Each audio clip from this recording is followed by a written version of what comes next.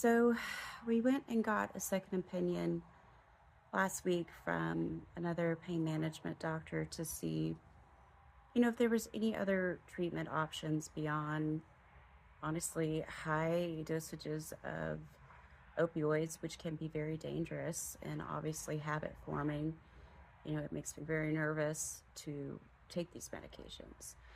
Um, the next steps for me, I was told by my neurologist and by my regular pain management doctor that the next steps would either be to increase that opioid medication, which I don't want to do, or to do a spinal cord stimulator.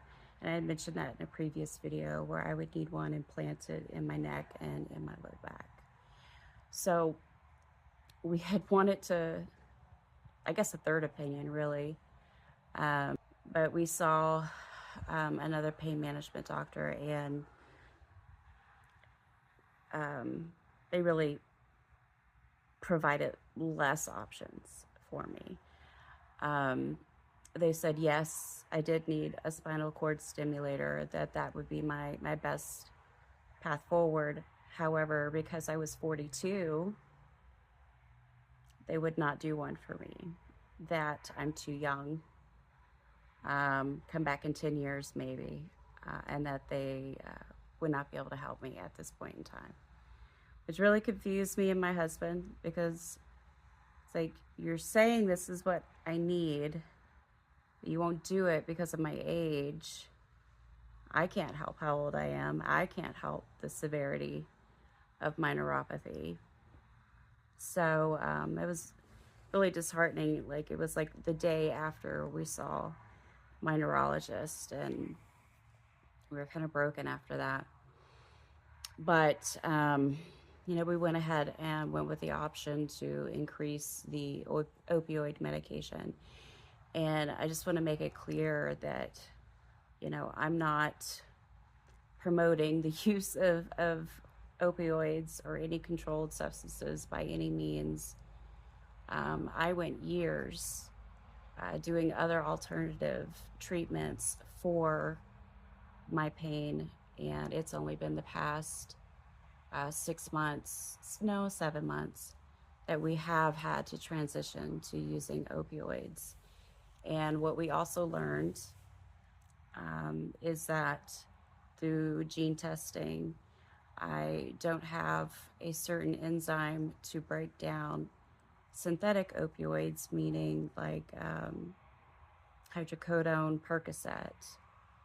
They kept giving me higher and higher dosages, and I kept telling them, this isn't working. These medications have never worked for me in regards to pain. I will get mild, if any, type of pain relief. And they had me taking 10 to 20 milligrams of Percocet 4 times a day. Barely did anything, barely felt it. So with the gene testing, we were able to show that I just don't metabolize these types of medications into an active ingredient, meaning they just don't work. They just do not work for me. So they did switch me to morphine. Again, not promoting these types of medications because so much risk goes along with it. But when they switched me to morphine, the relief was immediate. And I literally cried with joy, because I had started to become incredibly hopeless. To be honest, I had been talking with my counselor and with my husband about death with dignity options, because that's where I have been. The pain has been so severe that I couldn't imagine life. I couldn't see a life. I couldn't see the possibility of going on with so much pain, especially when I know that it's getting worse.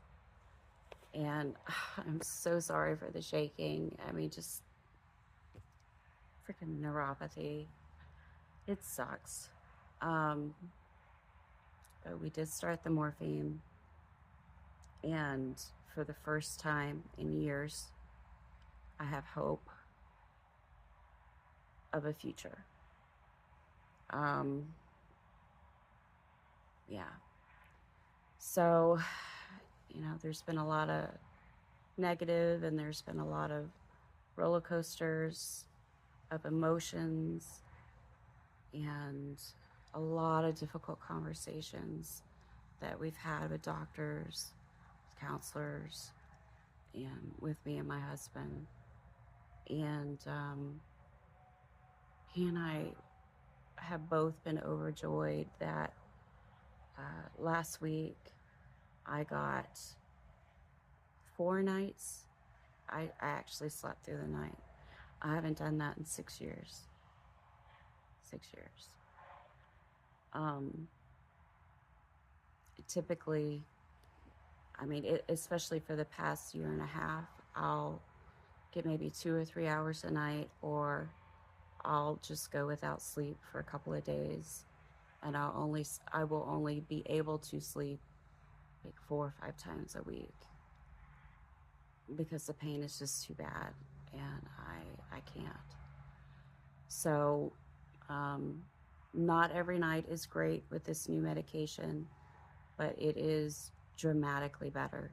Dramatically better. I also started physical therapy and infrared therapy. Unfortunately, with my last PT appointment, that same night, I woke up and just screaming pain, because my body just went into overdrive with an autonomic response. And my shoulders, especially my shoulders, my hips, my knees, my feet, it felt like I had just tears in my muscles. Oh God, it was so bad. Um, and it's been like that for a couple of days. So it's taken me a hot minute to recover from that PT. And what's really sad is literally all we did in PT is we did the infrared therapy on my legs, and I'll see if I can insert a clip to show you what that looked like. And we used like a little pulley to just lift my arm over my head, right? 10 times on both sides. That was it. And then with my legs, we used like a strap to help me um, just bend my legs forward. We did that on each side 10 times. And then we also used, because I couldn't bend my foot back on my own to kind of stretch the calf. So we used the strap again to help me bend my foot back, just like that, right? So we could start to stretch and get movement. And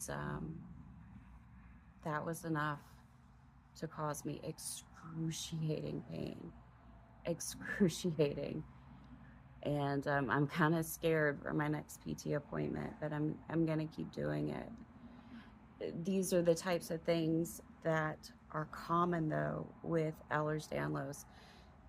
So easily you can injure yourself and you don't even realize it. The smallest thing can cause a tear.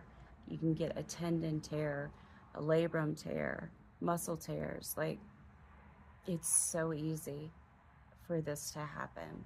And when you have dysautonomia, your body does not know how to process that pain, and it turns into a continuous feedback loop of pain, and it's miserable. Um, yeah, yeah. But I want to stay positive that, hey, I've got some medication now that is giving me hope that I, maybe get to grow old with my husband. Maybe I get to have a life and see my kids get married and have kids of their own. And I haven't had that in a long time. I haven't. So, yeah, I guess that's all I have for today. And if you're watching this, wherever you are in the world, I wish you much love and happiness. All right. Bye.